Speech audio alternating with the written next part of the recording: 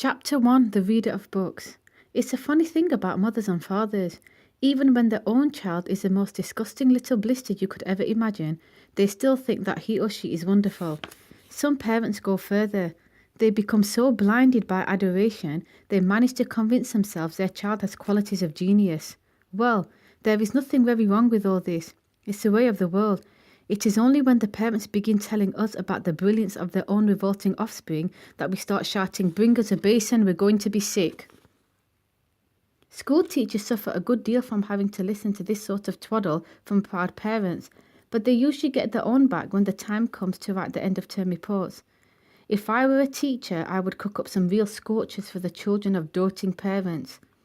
"Your son Maximilian," I would write, "is a total washout.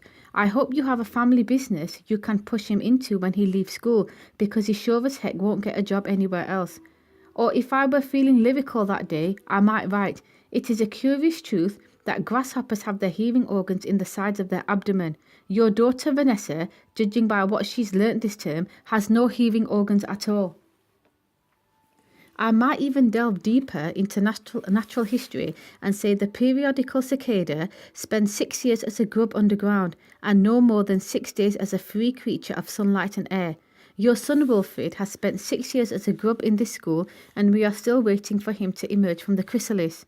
A particularly poisonous little girl might sting me into saying, "Fiona has the same glacial beauty as an iceberg, but unlike the iceberg, she has absolutely nothing below the surface."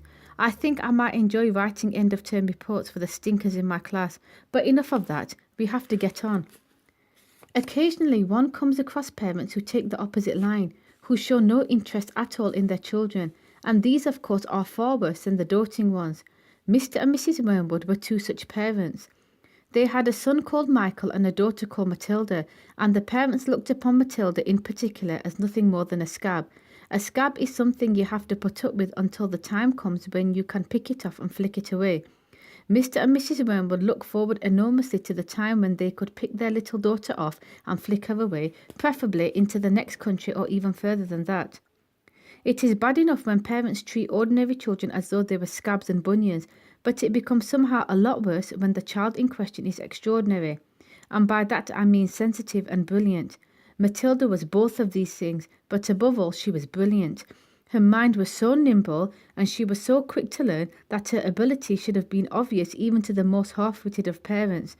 But Mr. and Mrs. Wormwood were both so gormless and so wrapped up in their own silly little lives that they failed to notice anything unusual about their daughter.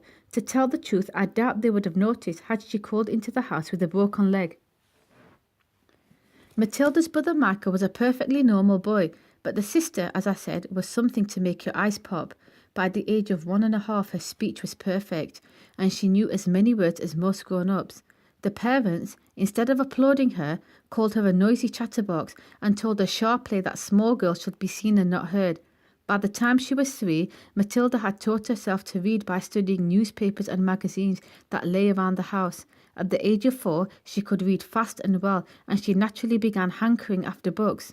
The only book in the whole of this enlightened household was something called Easy Cooking, belonging to her mother. And when she read this from cover to cover and had learned all the recipes by heart, she decided she wanted something more interesting. "Daddy," she said, "do you think you could buy me a book?" "A book?" he said. "What do you want a flaming book for?" "To read, Daddy." "What's wrong with the telly, for heaven's sake? We've got a lovely telly with a 12-inch screen, and now you come asking me for a book. You're getting spoiled, my girl." Nearly every weekday afternoon, Matilda was left alone in the house. Her brother, 5 years older than her, went to school. Her father went to work, and her mother went out playing bingo in a town 8 miles away. Mrs. Wormwood was hooked on bingo and played it 5 afternoons a week. On the afternoon of the day when her father had refused to buy her a book, Matilda set out all by herself to walk to the public library in the village. When she arrived, she introduced herself to the librarian, Mrs. Phelps. She asked if she might sit a while and read a book. Mrs. Phelps, slightly taken aback at the arrival of such a tiny girl accompanied by a parent, nevertheless told her she was very welcome. "Where are the children's books, please?" Matilda asked. "They're over there on those lower shelves," Mrs. Phelps told her. "Would you like me to help you find a nice one with lots of pictures in it?" "No, thank you," Matilda said. "I'm sure I can manage." From then on, every afternoon, as soon as her mother had left for bingo, Matilda would toddle down to the library. The walk took only 10 minutes, and this allowed her 2 glorious hours sitting quietly by herself in a cosy corner, devouring one book after another. When she had read every single children's book in the place, she started wandering round in search of something else. Mrs. Phelps, who had been watching her with fascination for the past few weeks, now got up from her desk and went over to her. "Can I help you, Matilda?" she asked. "I'm wondering what to read next," Matilda said. "I've finished all the children's books." "You mean you looked at the pictures?" "Yes, but I've read the books as well." Mrs. Phelps looked down at Matilda from her great height, and Matilda looked right back up at her. "I thought some were very poor," Matilda said, "but others were lovely. I liked The Secret Garden best of all. It was full of mystery. The mystery of the room behind the closed door, and the mystery of the garden behind the big wall." Mrs. Phelps was stunned. "Exactly how old are you, Matilda?" she asked. 4 years and 3 months, Matilda said. Mrs. Phelps was more stunned than ever, but she had the sense not to show it. "What sort of a book would you like to read next?" she asked. Matilda said, "I would like a really good one that grown-ups read, a famous one. I don't know any names." Mrs. Phelps looked along the shelves, taking her time. She didn't quite know what to bring out. How, she asked herself, does one choose a famous grown-up book for a 4-year-old girl? Her first thought was to pick a young teenager's romance of the kind that is written for 15-year-old schoolgirls, but for some reason she found herself instinctively walking past that particular shelf. "Try this," she said at last. "It's very famous and very good. If it's too long for you, just let me know, and I'll find something shorter and a bit easier." Great Expectations, Matilda read, by Charles Dickens. "I'd love to try it. I must be mad," Mrs. Phelps told herself, but to Matilda she said, "Of course you may try it." Over the next few afternoons, Mrs. Phelps could hardly take her eyes from the small girl sitting for hour after hour in the big armchair at the far end of the room with the book on her lap. It was necessary to rest it on her lap because it was too heavy for her to hold up, which meant she had to sit leaning forward in order to read. And a strange sight it was, this tiny dark-haired person sitting there with her feet nowhere near touching the floor, totally absorbed in the wonderful adventures of Pip and old Miss Havisham and a cobwebbed house, and by the spell of magic that Dickens, the great storyteller, had woven with his words. The only movement from the reader was a lifting of the hand every now and then to turn over a page, and Mrs. Phelps always felt sad, and when the time came for her to cross the floor and say, "It's 10 to 5, Matilda." During the first week of Matilda's visit, Mrs. Phelps had said to her, "Does your mother walk you down here every day and then take you home?" "My mother goes to Aylesbury every afternoon to play bingo," Matilda had said. "She doesn't know I come here." "But that's surely not right," Mrs. Phelps said. "I think you'd better ask her." "I'd rather not," Matilda said. "She doesn't encourage reading books. Nor does my father." "But what do they expect you to do every afternoon in an empty house?" "Just mooch around and watch the telly." "I see.